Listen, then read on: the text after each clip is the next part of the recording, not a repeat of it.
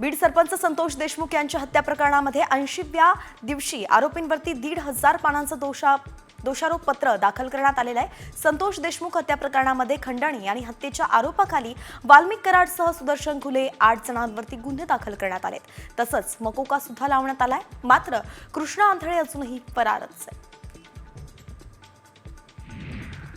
बीड सरपंच संतोष देशमुख हत्या प्रकरणातील आरोपींना लवकरात लवकर शिक्षा व्हावी यासाठी आता यंत्रणांकडून वेगवान हालचाली सुरू झाल्यात। सरपंच हत्या प्रकरणातील आरोपी वाल्मिक कराड याच्यासह 8 आरोपींच्या विरोधात सीआयडीकडून बीडमधील विशेष मकोका कोर्टात आरोपपत्र दाखल करण्यात येणार असल्याची माहिती सूत्रांनी दिली आहे। 80 दिवसांमध्ये आरोपपत्र दाखल झाल्याबद्दल सुरेश धसांनी गृहमंत्र्यांचे आभार मानले आहेत। बीड सरपंच हत्या प्रकरण, खंडणी आणि अॅट्रॉसिटी प्रकरणातील दोषारोपपत्र न्यायालयात दाखल करण्यात आलंय। आता आरोपींना जामीन देखील मागता येणार नाहीये आणि म्हणून हे चांगलं काम झालंय असं म्हणत धसांनी आभार मानलेत। बीडचे माजी आमदार बाळासाहेब आजबेंनी धसांवरती गंभीर आरोप केलेत। आकाचे आणि सुरेश धसांचे सीडीआर चेक करा, वाल्मिक कराड आणि धसांचे व्यवहार तपासा अशी मागणी आजबेंनी केलेली आहे। तर निवडणुकीत कराडनं धसांना मदत केली असा आरोपही आजबेंनी केलाय। आमदार सुरेश धस यांना भाजपनं पुन्हा डावललंय। विधिमंडळ रुग्णालय समिती अध्यक्षपदी नमिता मुंदडांची नियुक्ती करण्यात आली आहे। याआधी सुद्धा बीड जिल्हा नियोजन समितीवरती धस यांना डावलून नमिता मुंदडा यांचीच निवड करण्यात आली होती। त्यानंतर त्यांचे समर्थक नाराज झाले होते। नमिता मुंदडा या पर्यावरण मंत्री पंकजा मुंडे यांच्या विश्वासू मानल्या जातात।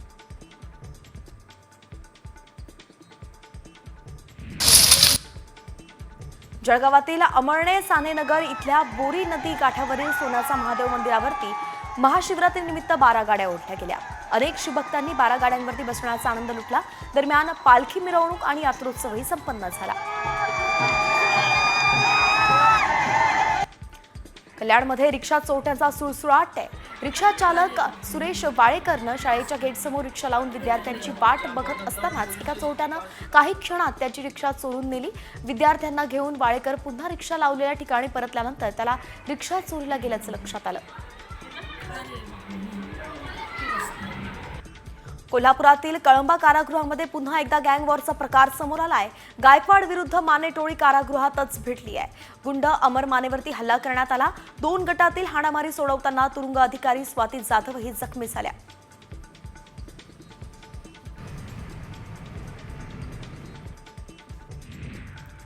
रायगडच्या पोलादपूरमधील लाचखोर तहसीलदार कपिल घोरपडेवरती गुन्हा दाखल करण्यात आलाय।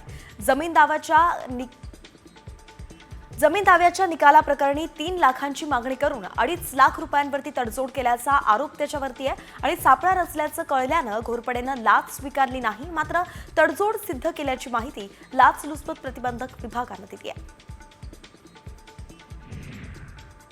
शाहूपुरी पोलीस स्टेशनच्या हद्दीत मोठ्या प्रमाणात जुगार आणि मटक्याचे अड्डे चालू असल्याचा आरोप कॉम्रेड सतीशचंद्र कांबळेंनी केलेला आहे। पोलीस याची तक्रार घेत नसल्यानं आपलं सरकार या पोर्टलवरून कांबळेंनी तक्रार नोंदवली आहे। त्याची दखल घेत मुख्यमंत्री देवेंद्र फडणवीसांनी तात्काळ कारवाई करावी अशी मागणी केली आहे। राज्यात नवीन ॲपचा घोटाळा समोर आलाय। त्यात फ्री मोबाईल रिचार्जचा आमिष दाखवून सक्त वसुली करण्यात आली आहे। धाराशिवमध्ये जवळपास 250 तरुणांनी अंदाजे 2 कोटींचा मोबाईल रिचार्ज केलाय आणि त्यामुळे सक्तीच्या वसुलीत पैसे कसे भरायचे असा प्रश्न तरुणांसमोर उपस्थित झालाय। यवतमाळमध्ये प्रधानमंत्री शेतकरी सन्मान निधी योजनेपासून 10,000 शेतकरी वंचित राहिले। या योजनेचा 19वा हप्ता वितरित करण्यात आला, मात्र पात्र असलेल्या काही लाभार्थ्यांच्या खात्यात ही रक्कम जमा झालीच नाही। त्यामुळे हा निधी कुठे वळता झाला असा प्रश्न आता शेतकरी विचारतायत।